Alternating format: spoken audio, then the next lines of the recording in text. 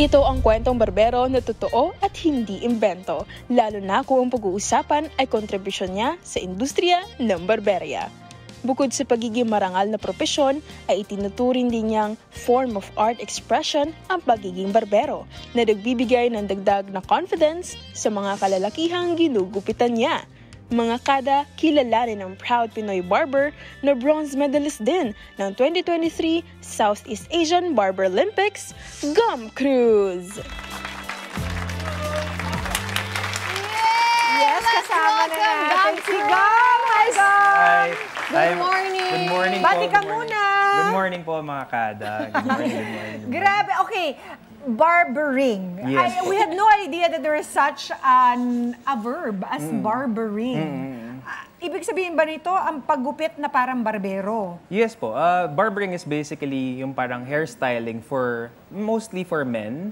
Kasi kapag pambabae, hairstyling po usually yung tawag nila. So barbering more of for men. Tapos before kasi ito yung mga sa kanto lang, ganyan. Now, meron pa rin tayong ganun, pero right now, we're trying to elevate that now to a whole nother level, kumbaga sa barbering. How? In what way ninyo tinatry i-elevate yung pagiging barbero? Well, actually, ano na po siya ngayon? Parang yung dati kasi, barbering, upo ka, gupit, alis na. Oo. And then eventually, in-adapt siya ng salon industry na parang may shampoo na din, may kulay na rin. Now, we're at the time na parang si barbering, inaaral naman yung salon industry wherein kapag gumugupit kami kahit lalaki, we're into the precision cutting, yung tamang sectioning, ganyan. Okay. Tapos iba't ibang mga procedures na rin with hair. Oo, alam ko, it entails, trimming of the beard. Yes, that's diba? one too. Para siyang grooming na eh. Yes. For the men. Men, yes. So, hindi pwedeng pumunta sa barbero ang isang babae. Well, Would you turn her away? Actually, right now po, marami na rin na, kasi right now, even for women, uso na rin yung mga men's cut, yung mga naka-clipper din yung sides, naka-undercut sa baba. Okay. So, we have a few clients din ng mga babae, pero mostly men pa rin talaga. So, when it entails shortcuts, short haircuts, dito tayo pupunta sa barbering, hindi sa hairstyling. Ano naman po siya, parang right now, before kasi pag lalaki, barbering, pag sa babae naman sa salon, pero ngayon nagbo-blur na yung line in between. Parang napunta sa point na yung lalaki nagpapagupit sa salon, napunta rin ngayon sa point na even babae, gusto na rin pagupit sa barbero. So medyo nagbo-blur na yung lines doon eh. At the end of the day, it's just all about styling the hair to help that individual, regardless if lalaki or babae, to help bring the best out of them. Tapos yung confidence nila. Yes. So 2013, nung ma-expose ka sa ganitong industry, Yes. pero 2018, nung nag-start ka mag-cut ng hair, sino ba yung nag-inspire, nag-udyok para mapasok ka sa ganitong industriya? Actually, 2013 po, back then, I graduated, HRM.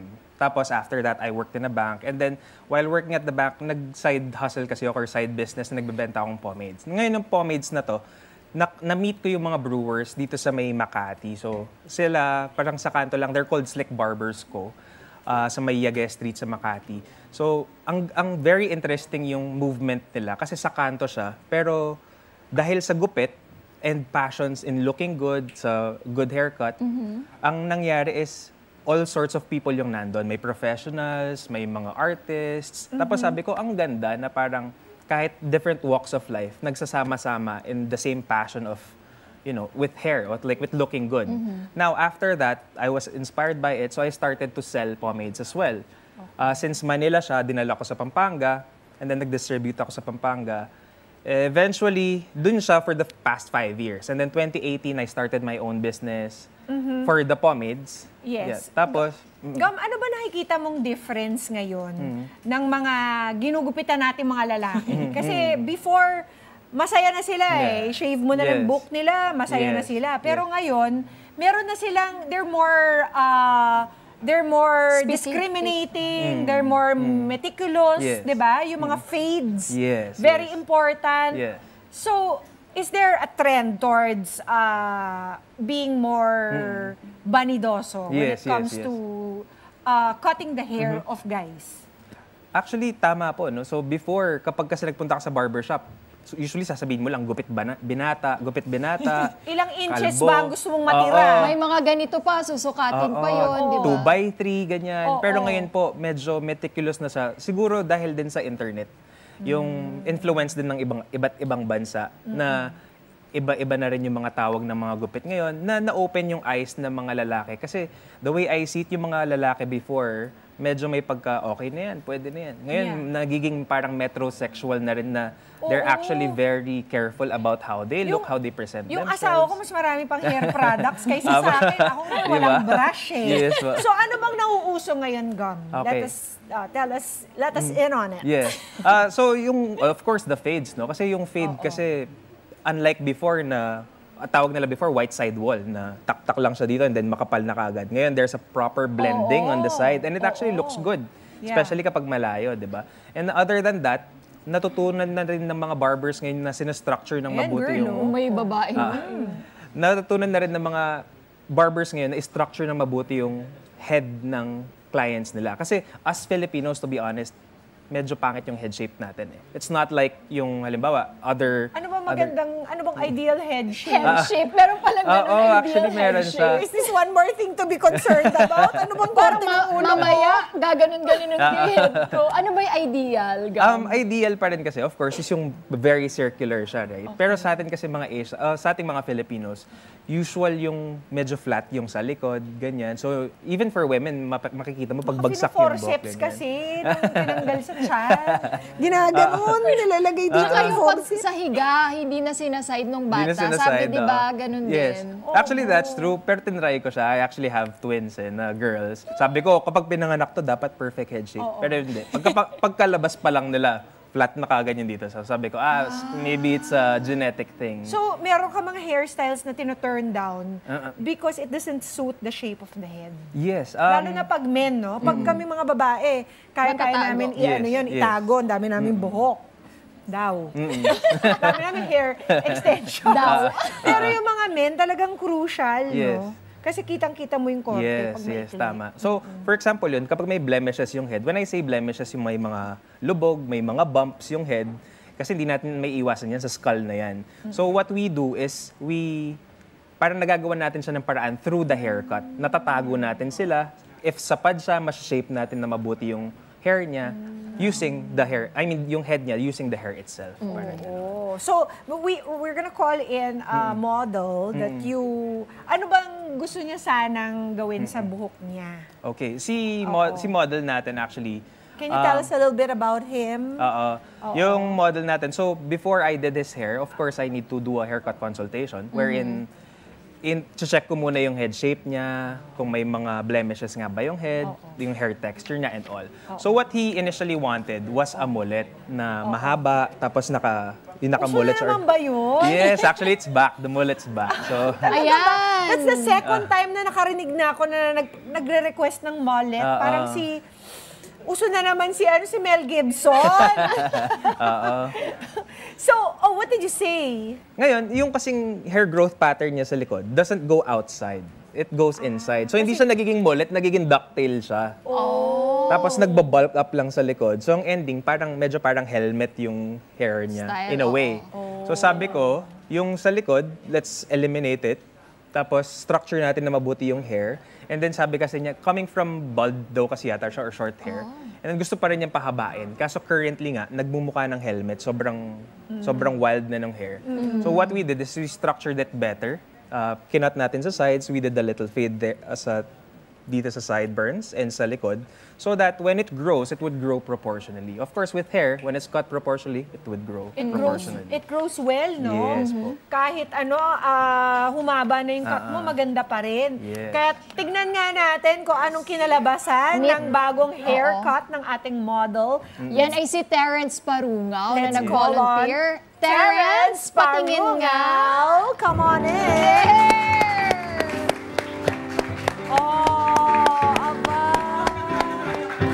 Ganda nga! Wow! Before and after. Can we see the before? Yung before look. Yung mukha daw helmet. Ayun. Grabe naman. And the after, eto na. Yes. Yan. Hindi man siya naging mullet. Tanong natin kay Terence. Terence, type mo ba? Yes. Oh, Ayun, Mike, baby car, please. isang turn nga dyan para makita yung likod. Back. Yun! Come and join us, Terence. Halika, Terence. Gusto mo ba yung join us, Terence, para mas Upo ka dito. makakwentuhan ka namin? Oo. So, ano masasabi mo? Kahit hindi nasunod ang gusto mo, what can you say? I was honestly surprised that it went well. And it suits my face, suits the hair. So I'm really happy with what the result came. Yeah, and even the texture, no? So, pwede yung texture ng buhok ni Terence talaga ma-volume. Yes, that's so, right. Tamang-tamang igagano. Yes, and actually may kulay din kasi yung buhok niya earlier. So, kanina, buong buhok niya may kulay lang. Ngayon, we kind of played with it in such a way na, kasi yung humaba na, right? So, yung natural hair color niya, which is black, tinira natin sa baba, tapos para naging highlights yung sa taas. So, we actually played with that to complement him as well. Very nice! Very, very nice. Etong si Gab, he actually competes. Represent the Philippines. He represents the country. He competes in other countries in Barberlympics. Ngayon ko lang ito narinig. Ano yung actually. Barberlympics? 2023 na ginanap sa Malaysia. At nakasungkit nga ng bronze medal kasama si Joe Kamakam at si Dencio Aguilar. Ano ba itong Barberlympics? Yes, so it's actually the first of its kind. Ano siya eh, sa Malaysia, there's this event organizer na nakikita niya yung galing ng mga barbers, not just in the Philippines or in Malaysia, but the whole Southeast Asia. So what he did is gumawa siya ng event wherein the best barbers in Southeast Asia could battle it out to be named kung sino yung nga ba yung magaling na barbers. Now, of course, this is not to bring down other countries, but more of to show even not just Asia, na kahit tayo dito sa Asia, kasi di ba madalas sa US, sa UK, ganyan tinitignan eh. Gusto nilang pakita na kahit tayo dito sa Asia is kaya natin makipag-compete sa kanila. So, kaya congratulations, nakasungkit ka ng bronze medal. Yes. Congrats! Para naman makita na mga kada natin yung talagang galing mo, Gam, saan ka ba nila pwedeng i-follow? You can follow me on Instagram, Facebook, TikTok, of course, at @thegumcruise or THE Gum Cruise. Pwede niyo po makita yung mga gawa natin dyan, yung works natin, and of course, yung journey natin sa when we're competing sa ibang bansa, and yung usual na daily lang natin na trabaho. Terence, mauulit ka ba kay Gum? Definitely. Definitely. Si Kevin nga daw i-follow na agad-agad eh. Diba? Hindi naman mahirap to i-maintain. Hindi naman po. Actually, yung haircut niya ngayon, isa din na nakita ko parang, yung style niya parang 80s, 90s. No? So sabi ko, sige, let's give you a haircut that suits that. Ngayon, kahit hawiin niya lang sa kamay niya yan, pwedeng. Galing! Thank you very much, Terence, and thank you very much, Thank you very much. sa pag-share Thank ng you po. inyong nakaka-inspire na kwentong barbero. Bakit nga ba kwentong barbero? Hindi totoong kwento. Diba? Ngayon, dapat tanggalin na yan kasi it gives you guys a bad, diba? bad Connotation. At good luck. I know that you're competing very, very soon. And we hope that you bring home the gold this Thank you time. very much. Thank you. Salamat din kay Terence Parungaw at congratulations sa iyong new look. Mga ka-Net 25, this is Pia Guanyo Mago. For more Kada Umaga updates, please click the subscribe button and follow us on Net 25 social media pages at Net 25 TV and at Net 25 Entertainment Facebook page. See you guys. Bye!